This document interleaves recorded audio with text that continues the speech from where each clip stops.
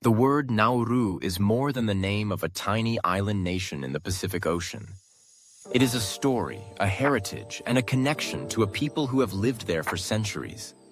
The name is believed to come from the native Nauruan word anauero, meaning I go to the beach, or I go to the shore, an expression of daily life in a community deeply tied to the sea. For generations, the Nauruan language part of the Austronesian family has carried this name across songs, stories, and traditions long before the arrival of European explorers.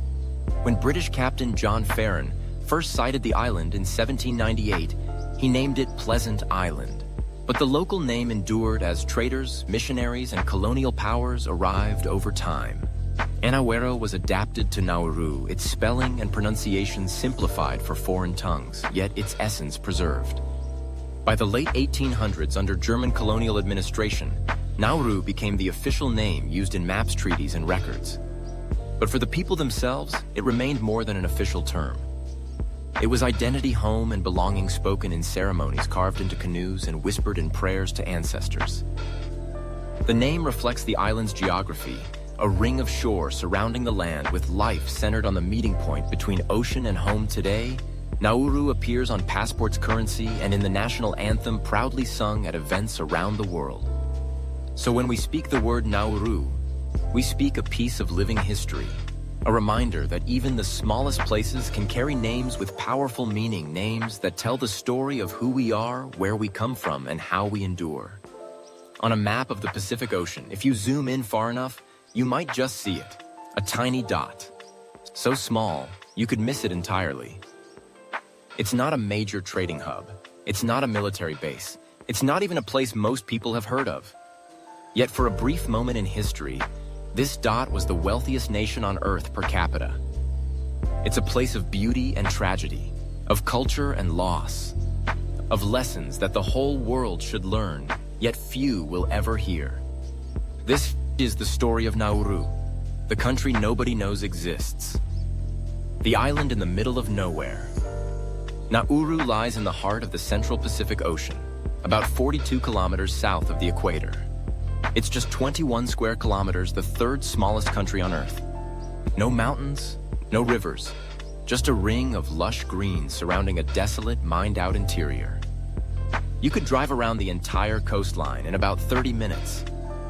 There's only one major road circling the island, and nearly every building faces the sea.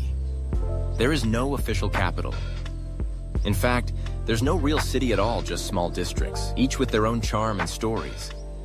It's the kind of place where everyone knows everyone, and where secrets are hard to keep. The first Nauruans. Thousands of years ago, Micronesian and Polynesian voyagers found this island and made it home. They brought with them fishing knowledge, navigation skills, and the crops they needed to survive. For centuries, Nauruans lived in balance with their environment. They fished with nets woven from hibiscus fiber. They farmed coconuts, pandanus fruit, and breadfruit. They cultivated taro in the island's freshwater lagoon, Buada Lagoon, a shimmering oasis in the middle of the island's dense vegetation. Life revolved around the ocean. The tides, the winds, the movements of the fish all were read like a book passed down from one generation to the next. First contact. In 1798, a British sea captain named John Farren became the first European to spot Nauru. He called it Pleasant Island, a name that reflected its lush and peaceful appearance. For much of the 19th century, contact with outsiders was rare, but when it came, it was disruptive. Traders and whalers brought alcohol and firearms, leading to conflicts between local tribes. By the late 1800s, Nauru was in the middle of a decade-long civil war. And then, the colonial powers arrived. The discovery of white gold. In 1899, a prospector named Albert Ellis discovered something extraordinary. Nauru's soil wasn't just soil, it was nearly pure phosphate rock. Phosphate, formed from thousands of years of seabird droppings compacted into rock, was in huge demand worldwide. It was the secret ingredient in fertilizer, and with global agriculture booming, it was worth a fortune. Under German control, and later under Australian administration after World War I, phosphate mining began in earnest. The profits? They went overseas. For decades, Nauru's people saw little benefit from the treasure under their feet. Independence and the Golden Age. In 1968, Nauru became an independent nation, one of the smallest sovereign states on the planet. For the first time, the phosphate mines were under Nauruan control. The effect was immediate. With a population of just 10,000, the revenue from phosphate made Nauru's citizens some of the wealthiest people in the world. Healthcare was free. Education was free. No one paid taxes. The government paid for utilities, and citizens enjoyed a standard of living unheard of in the Pacific. The island even bought a skyscraper in Melbourne, the Nauru House, as a symbol of its newfound power. For a brief moment, Nauru seemed untouchable. The fall begins. But the boom could not last. The phosphate reserves were finite and the mining was relentless.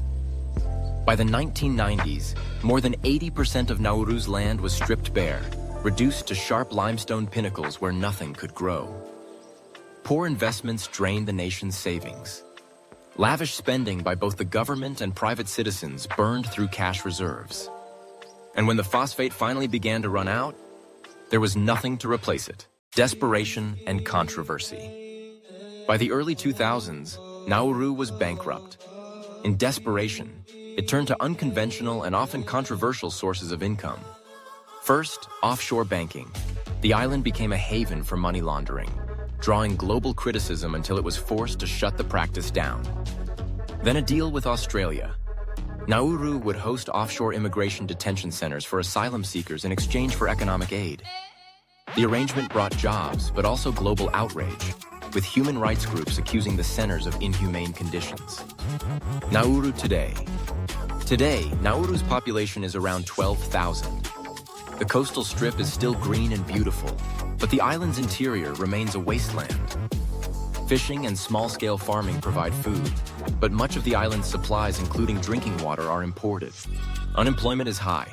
Health issues, particularly diabetes and obesity, are widespread, partly due to a reliance on imported processed foods. And climate change looms as a constant threat, with rising sea levels endangering the very coastline that sustains life here. The spirit of the people. Despite the hardships, Nauruans maintain their traditions. They gather for communal feasts. They teach the younger generation their dances, their language, and their fishing skills. Their resilience is their greatest resource, one that no amount of mining can take away. Lessons for the world. Nauru's story is a stark warning. It shows us the dangers of relying on a single resource. It shows us how environmental destruction can be permanent. And it reminds us that wealth, no matter how vast, can vanish in the blink of an eye if not managed wisely. Nauru may be small. It may be forgotten by much of the world. But its story is a mirror showing us the mistakes we must avoid and the resilience we must protect. This is The Truth Travels, where every story has a destination.